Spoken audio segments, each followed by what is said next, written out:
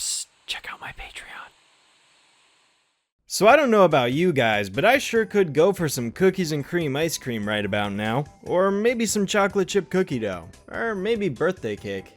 Huh. Well, lucky for me, I have a bowl of it waiting for me after I finish recording this video, and as it just so happens, this episode is about ice cream too. Well, not necessarily the dessert itself, but rather the consequences of addiction and its relation to substances the body begins to crave and desire once it's been introduced into its system. That's right, Brain Freeze is all about the Powerpuff Girls overcoming their addiction to Mojo Jojo's flavorful ice cream, that is, after it begins to hinder their crime-fighting capabilities. My mind immediately went to comparisons with Candy as Dandy, seeing as that was also an episode about addiction, and I feel that one did a better job of portraying just how far addictions would make people go to scratch that itch. Whereas here the addiction is more or less just a convenient plot device that prevents the girls from instantly whooping Mojo's ass. I'll start this review off by saying that Brain Freeze is another one of those episodes that falls into that just fine category. There isn't a whole lot going on that places it into the excessively negative or surprisingly positive categories. It's just middle of the road, kinda like a slight hiccup or worship. That being said, I still think there is some interesting discussion to be had, at least surrounding the subject it's tackling and how well it does that, but we'll delve deeper into that once we establish more of the episode first.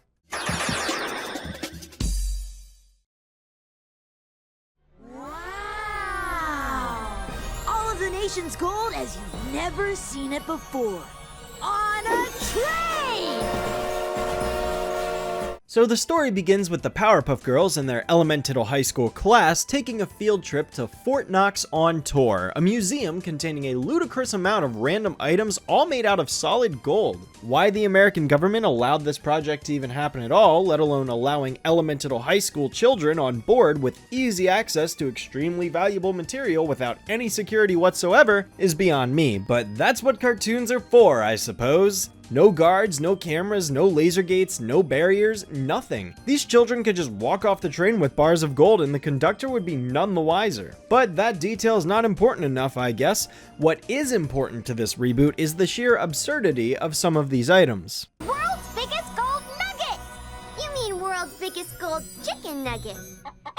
Pretty soon, their tour is over, and the class sets out to a nearby hill to eat their lunches on their picnic blankets. And now I'm suddenly in the mood for a picnic. Did you know picnic is actually one of my all-time favorite words? Picnic, picnic, picnic. Sorry, I know this has nothing to do with anything, but I just really like saying the word picnic. Where was I? Ah, yes. The girls pull out their healthy lunches that the professor packed for them because he feels they've been consuming way too much sugar in their diets lately. The girls, being children, are obviously displeased by this and choose to instead ignore his pink hologram as it lectures to them. This is also the same hologram seen in Total Eclipse of the Cart, by the way. I find it a little strange that Blossom is against the whole eating healthy thing, considering she literally bought the healthy grass flavor in the first episode of the Small World special, but hey, as I said, the girls ignore his hologram and float on over to Mojo Jojo's ice cream stand, where he can be seen giving away free ice cream cones to all who attend. This is, of course, a loophole in what the professor told them because he said they couldn't buy sugary items.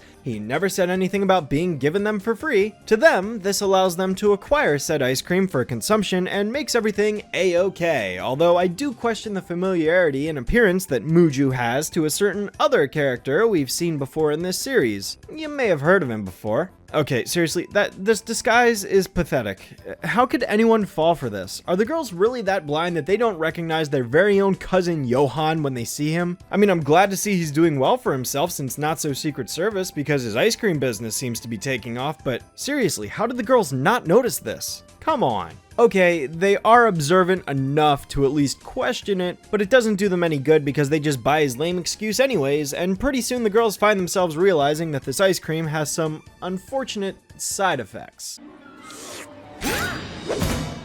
For giving you the worst brain freeze of your puny, pathetic little lives! Turns out Mumu here was Mojo Jojo the whole time, because who didn't see that coming? And he uses this opportunity to steal the gold train and escape while the girls are busy suffering from the nastiest brain freezes they've ever had in their plus 20-year-long lives. They do try to recover and give chase, but it only gets them so far. Mojo also murdered the train conductor in the process. Train of pure gold? Out of my way!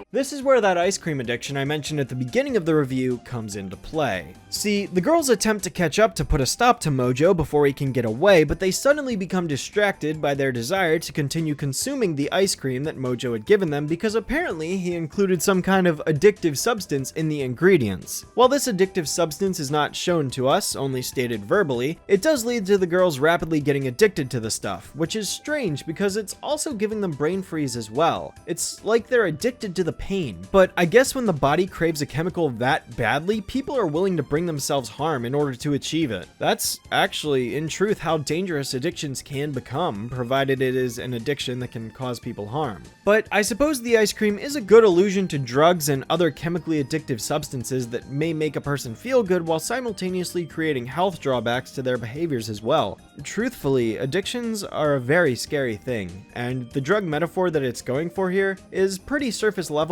but effective for a show of such low caliber. It usually messes up topics like this. Mojo has a feeling he won't need these.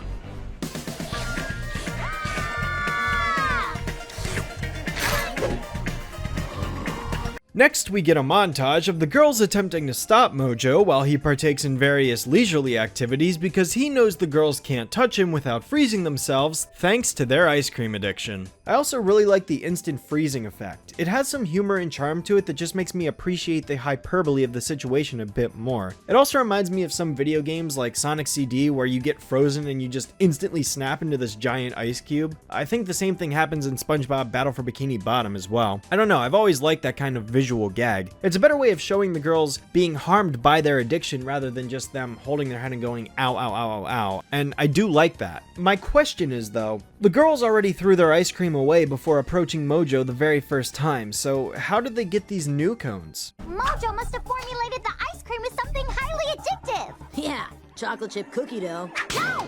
Also, Buttercup mentions that there's this cookie dough in the ice cream, yet she doesn't have any cookie dough in her ice cream. She just has plain old chocolate flavor, so nice try, Reboot. Next time, how about you actually put cookie dough chunks into the design of the ice cream if it's going to be mentioned like this? And even if this montage does seem kinda dumb, I can at least see the humor it's going for, so props for trying at least. Also, the background music is that same song that played in the Secret Swapper of Doom. You know, if it weren't for that lunch song and Total Eclipse of the Cart, this would still be my favorite song the Reboot's ever made. Those Sonic Color vibes got me feeling all types of things, you know? So Mojo gets away and the girls are left stuck trying to figure out what to do. They're all too busy focusing on acquiring more ice cream to feed their cravings, and Bubbles pretty much accepts their fate for the rest of their lives. These are our lives now.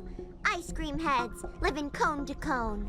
I'll give the girls credit for at least trying to put up some resistance to their addiction, but they don't do a very good job at it and give in pretty much as soon as the thought crosses their minds. Mojo isn't making it any easier for them either, seeing as he's laid out dozens upon dozens upon dozens of ice cream stands along the trail that leads back into the city. I'm not really sure if these are meant to be ice cream vending machines. They don't look anything like stands and or carts where there's a person scooping and selling it to people, so I'm not entirely sure how these would work. In the time it takes the girls to get back to the city, Mojo's also managed to somehow melt down the entire train's worth of gold into a giant wrecking ball so that he can destroy the city. But, he does realize that gold is a soft metal, right? Like, one of the softest metals on Earth. Why waste the highly valuable gold on a wrecking ball when he could have used iron or something? Not to mention all the damage he'd be doing to the gold, he'd probably lose chunks of it and all the wreckage and destruction. All that potential massive gold he could lose. If he wanted to melt it down again afterwards to make himself filthy rich, he'd be a complete fool. Look, I'm just saying this is a terrible use of valuable material. Why not just go for ordinary iron or something?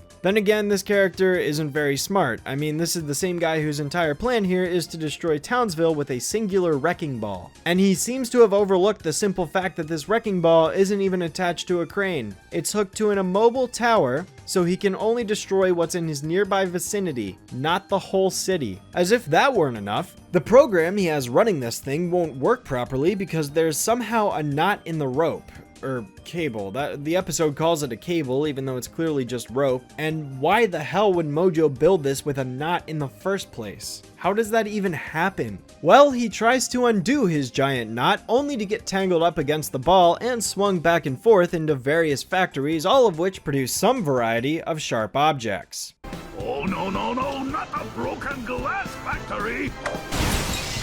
Why does that even exist? Soon enough, the girls arrive on the scene and attempt to stop Mojo from swinging around all violent-like, but their insatiable desire to consume his ice cream makes it remarkably difficult for them to take him down. Pretty soon, Blossom realizes that the key to breaking their addiction isn't through therapy or cutting all contact with the addictive substance, but rather to distract themselves and focus on other things to keep their minds off of the cravings. This is a viable option to be sure when challenging an addiction, although it's not always 100% effective, nor does it work this fast. Still, it is a method that has helped people in the past, so while this subject may be complicated and not have one well-defined solution to everybody's addiction, this is a possible suggestion that some people can use to help combat it. The particular method of distraction she uses on herself is through reciting the history of tetherball, seeing as the giant golden wrecking ball attached to the crane is somewhat reminiscent of a yellow tetherball around a post. Tetherball is a game invented in England in about 1880, normally with a set of 2 players following a specific set of rules. Yes! That'll break our addiction! And now we've learned the abridged history of tetherball. Blossom also manages to snap her sisters out of their addictions by appealing to their own interests and relating it to the tetherball game that she's already started, what with her challenging Buttercup to a 1v1 match and betting that she can't possibly win, instigating her into wanting to prove Blossom wrong and destroy her. And Bubbles, well, let's just say they easily managed to get Bubbles to join in too. Bunnies! Bunnies! They're bigger than a moth! Ah! When I see a bunny, I always say, Bunnies! Bunnies! they're here to save the day!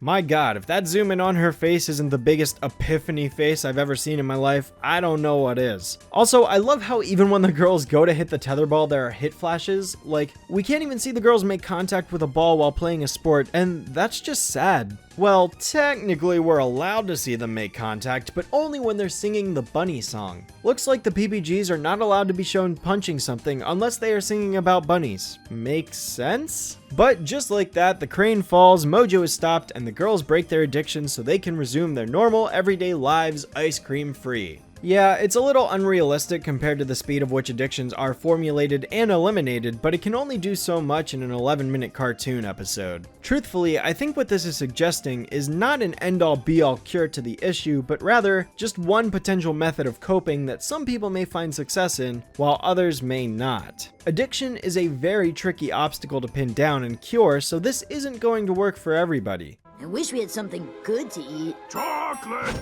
Get your chocolate-covered chocolate from Mojo's Chocolate Factory! But how Mojo managed to survive that fall unscathed and magically return to selling chocolate-covered chocolate bars in the blink of an eye is beyond me. And apparently the girls didn't learn anything from all of this either, because they give each other sly looks as though they're going to cave in on getting more of those sweets. Sacrificing the message for the sake of comedy. Sometimes it works and sometimes it doesn't, and in this case, it certainly doesn't. Overall though, like I said, it's a just fine episode. I have some problems with the various flaws that I pointed out in this review, but as a whole, it's just okay.